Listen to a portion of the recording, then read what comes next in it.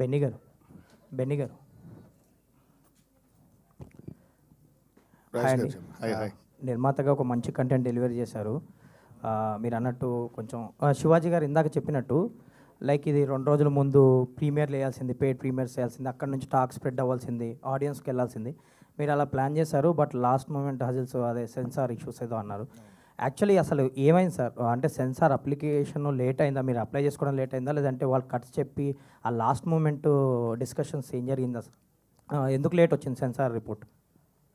అంటే సెన్సార్ మనం రెగ్యులర్గా అన్ని సినిమాలు అందరూ సబ్మిట్ చేసినట్టే దాదాపు మనం 9-10 డేస్ ముందే సబ్మిట్ చేసామండి. సబ్మిట్ చేసాక స్క్రీనింగ్ జరిగింది and certain cuts and changes suggest చేశారు. చేసి యాక్చువల్లీ మనకి అంటే అది మనం సబ్మిట్ చేయడానికి పోర్టల్లో అప్లోడ్ అవ్వాలి, మీకు తెలిసిన విషయమే. మనం చూపించాక 4.5 డేస్ తర్వాత అది పోర్టల్లో అప్లోడ్ అయింది. వాళ్ళు చెప్పిన గైడ్లైన్స్ ప్రకారమే మనం చేసి అప్లోడ్ చేసాం. మీకు తెలిసిన interval scene was the main talking point, was their issue. అది చేసాక కూడా మళ్ళీ సర్టెన్ అప్లోడ్ చేశాక మళ్ళీ ఇలా కాదు ఇంకోలా కావాలి అని చెప్పి అగైన్ పైనుంచి మళ్ళీ మార్చమన్నారు అది అని చెప్పి. సో మళ్ళీ చేయడం వల్ల ఇది అంతా టర్న్ అరౌండ్ అనేది లాస్ట్కి అసలు రిలీజ్ ముందు రోజు మధ్యాహ్నం 2:30కి వచ్చిందండి నాకు సెన్సార్ సర్టిఫికేట్. అంటే ఇలాంటి సినిమా హానెస్ట్గా మేము జనాలకు ఫస్ట్ చూపిద్దాం, మీకు ఫస్ట్ చూపిద్దాం అని చెప్పి అన్నీ అనుకుని ఒక సర్టెన్ క్యాలిక్యులేషన్తో మూవ్ అవుతున్నప్పుడు అంటే అది డిలే అవుద్ది, అంత డిలే అవుద్ది అన్నది మనం ఎక్స్పెక్ట్ చేయం కదా. దట్ యాక్చువల్లీ బాగా మైనస్ అయింది. అంటే జనాలకు ముందు చూపిస్తే ఇంకా తొందరగా జనాల్లోకి వెళ్ళేది. యాక్చువల్లీ నేను 21st 22nd నుంచే మెదక్ నుంచి సంగారెడ్డి ఇలా షోస్ వేసి స్టార్ట్ చేద్దాము. అంటే జనాలు అర్థమయ్యే సినిమా, జనాల కోసమే తీస్తాం సినిమా అన్నది ఆబ్వియస్లీ. సో వాళ్ళకి చూపిస్తూ వద్దాము అంటే ఈ కాంపిటీషన్ ఉందన్న విషయం మనకి తెలుసు. సో ఒకళ్ళ పబ్లిసిటీ ప్లాన్ చేస్తారు. సో ఇది వెరీ రూటెడ్ సినిమా కాబట్టి అక్కడి నుంచి స్టార్ట్ చేద్దాం అన్న ప్లాన్ అంతా ఈ సెన్సార్ సర్టిఫికేట్ డిలే వల్ల మొత్తం లాస్ట్ మినిట్లో బ్యాక్ ఫైర్ అయింది. సార్ మీ ప్రయత్నం మీరు చేశారు. ఈ రోజు నుంచి కంటెంట్ మాట్లాడుతుంది అనుకున్నా. హోప్ఫుల్లీ ఆల్ ది బెస్ట్ అండి. Thank you so much. Director గారు మురళీ గారు హాయ్ అండి. హాయ్. యాక్చువల్ ఒక మంచి డెబ్యూ ఫిలిం అయినా కానీ ఒక మంచి కంటెంట్తో వచ్చారు మీరు. అప్రిషియేషన్ కూడా మీరు అన్నట్టు అందరూ చూసిన వాళ్ళు అదే అప్రిషియేట్ చేస్తున్నారు. అండ్ లాస్ట్ మూమెంట్కి వచ్చేసరికి మీరు ఇందులో ఒక రియల్ ఇన్సిడెంట్ తీసుకున్నారు, తమిళనాడులోది ఒకటి, లేదంటే మీరు చూసినవి కానీ చాలా తీసుకొని చేసిన కథ ఇది. Right sir. క్లైమాక్స్కి వచ్చేసరికి ఇంకేమన్నా హార్డ్ హీటింగ్గా చెప్పారు, ఓకే ఒక మంచి మెసేజ్ ఇచ్చారు. మీ వర్షన్ కూడా లైక్ డైరెక్టర్ నోట్, ఇలాంటి సినిమాలకి డైరెక్టర్స్ నోట్ కూడా ఉంటుంది, ఏం చెప్పాలనుకుని ఎందుకు చెప్పారు అనేది ఒక నోట్ ఉంటుంది. లైక్ ఎక్కడ జరిగినాయో అవి చూపించి చాలామంది పేపర్స్ స్నిపెట్లు అవి కూడా వేసి కొంచెం ఇంపాక్ట్ ఉండేదేమో కదా. ఎందుకంటే ముందు నుంచి ఏమన్నా అనుకున్నారా, లేదంటే అసలు ఆ డైరెక్టర్స్ నోట్ కానీ ఇంపాక్ట్ చేసేది కానీ అదంతా ఏం చూపించారు? లేదండి, అంటే మనము ఫస్ట్ బీట్ ఆఫ్ దండోరా అని చెప్పేసి మేము ఒక ఫస్ట్ బీట్ ఆఫ్ దండోరా ఒక వీడియో రిలీజ్ చేసాము. అందులో మనం ఇది రియల్ ఇన్సిడెంట్ నుంచి ఇన్స్పైర్ అవుతున్నాము అండ్ పేపర్ కటింగ్స్ అవన్నీ పెట్టాము అక్కడ. సో ఫస్ట్ జనాలకు చెప్పాము ఇది రియల్ ఇన్సిడెంట్ నుంచి జరుగుతుందని చెప్పి.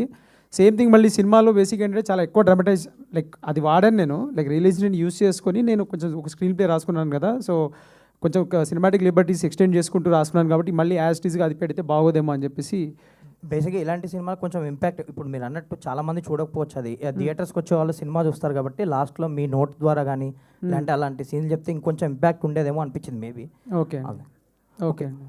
ఆల్ ద బెస్ట్ అండి. థ్యాంక్ యూ సో మచ్ అండి మీ రివ్యూ కూడా.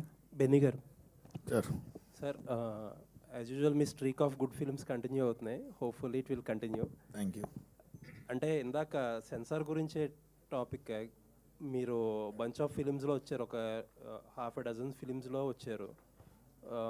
డేరింగ్ డెసిషన్ తీసుకున్న 23rd 7 అనేది చాలా డేరింగ్ డెసిషన్. అది that is also your only way. ఈ క్రౌడ్లో మీరు అహెడ్ ఉండాలంటే that's the only way. But ఇప్పుడు చూస్తే టోటల్గా మెస్అప్ చేసేసారు అది.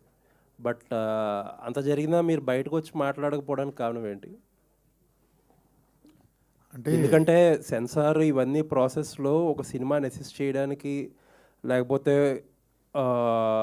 ఒక సినిమాని చేయాలి కానీ అది కంట్రోల్ చేసి, లేకపోతే ఒక సినిమా ఫేట్ని డిసైడ్ చేసే ఇదికి ప్రాబ్లం అయితే దీని గురించి మాట్లాడాలి కదా మరి.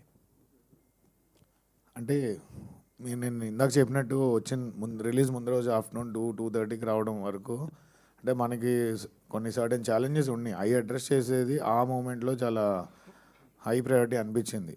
అంటే ఇప్పుడు చాలామంది అడుగుతున్నారు, ఇంత మంచి సినిమా ప్రైమ్ టైంలో షోస్ లేవు ఏంటి, షోస్ ఎందుకు పెంచట్లేదు అని.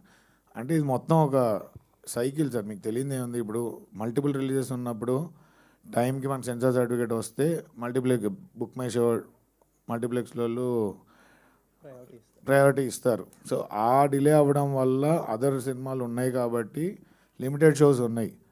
సో ఆ లూప్ కంటిన్యూ అవుతూ ఉండింది. దాన్ని ఓవర్కమ్ చేయడానికే మీరందరూ ఇచ్చిన రివ్యూస్ కానీ, చూసిన వాళ్ళు ఇచ్చిన రివ్యూస్ కానీ అవుట్ స్టాండింగ్ ఉన్నాయి.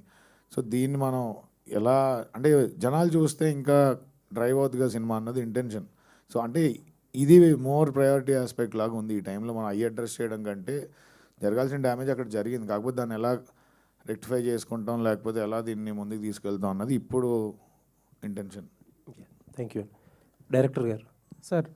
సార్ శివాజీ గారి క్యారెక్టర్లో ఆబ్వియస్లీ హార్ట్, సినిమాకి శివాజీ గారి క్యారెక్టర్ అనేది హార్ట్.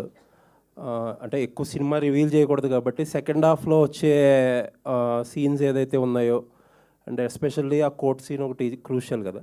నాకు ఒకటి అర్థం కాలేదు ఏంటంటే, కోర్ట్ సీన్ తర్వాత జైల్ సీన్ ఉంటుంది కదా, జైల్ సీన్లో కొడుకుతో మాట్లాడేటప్పుడు ఒక డైలాగ్ ఉంటుంది. సారీ, ఒక స్పాయిలర్ అవ్వచ్చేమో, ఐ డోంట్ నో. అదే నీకు ఒక కూతురు ఉంటే నీకు తెలుస్తుంది ఇది అని చెప్పి. బట్ అప్పటికే ఆయన ట్రాన్స్ఫార్మ్ అయిపోయిన మనిషి. ఆ తర్వాత డైలాగ్ ఏంటంటే ఆయన క్యారెక్టర్లో కొంచెం ఇన్కన్సిస్టెన్సీ లేదండి. అది ఏంటంటే ఒక బేసిక్గా కొడుకు ఏం చెప్పినా వినే పొజిషన్లో లేడు అక్కడ. బేసిక్గా కొడుకు డిసైడ్ అయిపోయాడు, మా నాన్న వల్ల నేను మొత్తం లూజ్ అయిపోయానని. మా కొడుకు నేను నా ప్రేమ అనుకున్నా, వాళ్ళు ప్రేమించిన అమ్మాయిని పెళ్లి చేసుకుని అనుకున్నా, మా నాన్న చూపించిన భయానికి అది పోయింది, ఫ్యామిలీ పోయింది, అంతా పోయింది అన్న దాంట్లో దాంట్లో ఉన్నప్పుడు అక్కడ కన్విన్స్ చేయడం కాదండి నా ఉద్దేశం. ఒకటేంటంటే వార్నింగ్ చేస్తున్నాడు. ఇప్పుడు తను పడింది, నువ్వు కూడా పడతావేమో చూసుకోను. అక్కడ కొడుకు వినడం తెలిసినప్పుడు వార్నింగ్ చేస్తున్నాడు, నీకు బిడ్డ ఉంది కదరా, నీకు అర్థమవుతుంది అంటున్నాడు. ఆ బాధ, ఆ పెయిన్ అనేది. సో అది వార్నింగ్ అది కొడుకుకి. అంటే అక్కడ కొంచెం ఆయన ఇంకా ఏదో జస్టిఫై చేస్తున్నాడేమో వచ్చేలాగా. అంటే అక్కడ జస్టిఫై అంటే నాకు ఆ క్యారెక్టర్ మారాడు అనేది అందరికీ చెప్పాల్సి. బేసిక్గా తను మారాడండి.